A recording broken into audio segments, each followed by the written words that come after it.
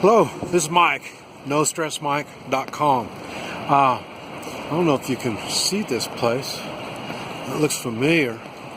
This is where all the dancing and all the festivities are always going right here. They do a lot of that stuff right there. But there's nothing here. You see, there's not even any people here. Very few people. And it's raining, and so but this place, it's always overcast. And since I've been here a little over 2 weeks now, and it's been a little bit chilly all the time and wet. If it's not raining, it's moisture in the air. It's not my type of weather. And I'm fixing to move. I'll be going to another town, and but anyway, I thought I'd just talk a little bit about what I've learned just being here this short time already. Let's see if I'm going to try to get this umbrella. You can at least look around me and see what's going on. Being noticed. The one thing that came to my attention is being noticed, and I've always been noticed all my life, and it was always a negative. I didn't do well in school. I really didn't. I guess I got along with people. I didn't have any problems getting along. But then again, I played sports and stuff. But one of the other things is, like I say, my appearance. I've always kind of stood out. And even now, when you notice, I do adventure wear. My clothing is what an adventurer would wear. Lots of pockets, lots of things to give away, and layers of clothes and stuff like that.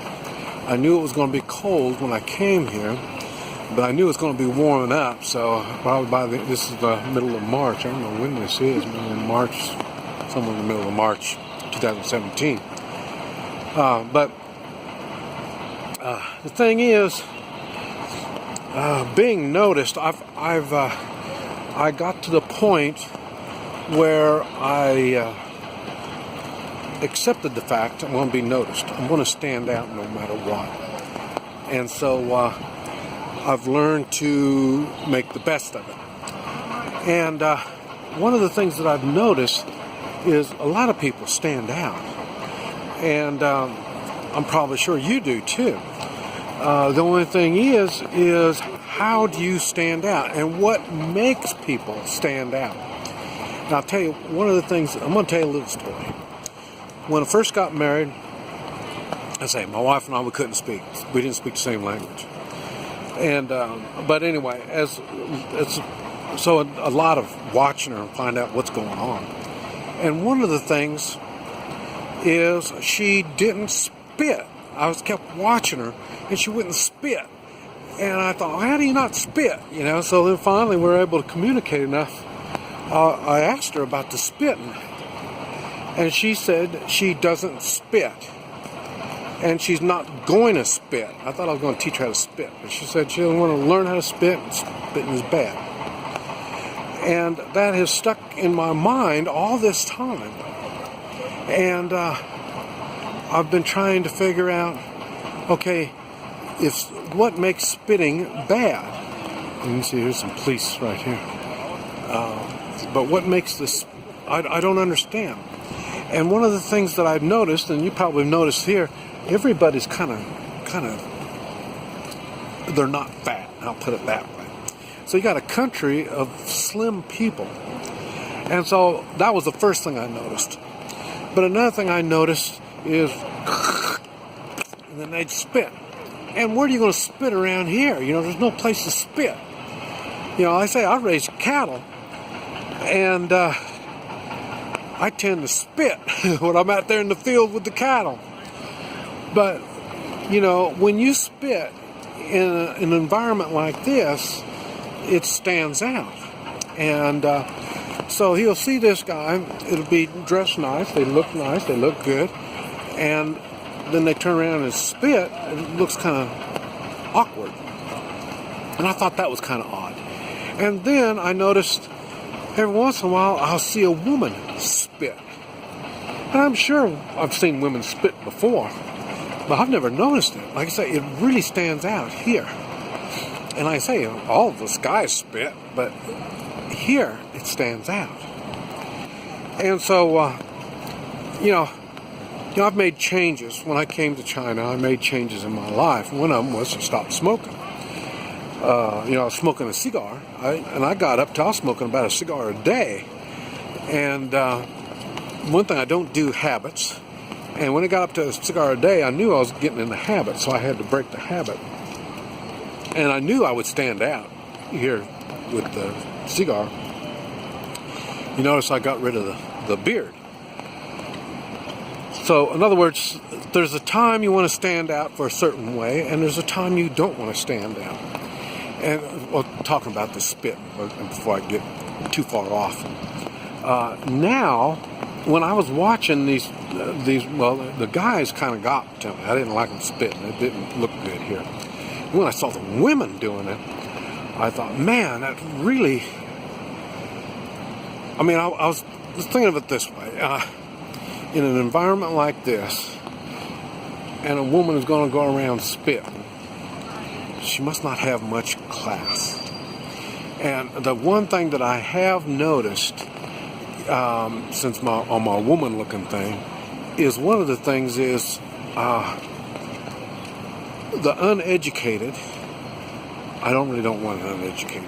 And then you got to remember, now I'm looking for 40-some years old up, and the uneducated. When they're uneducated at that age, they have no class, and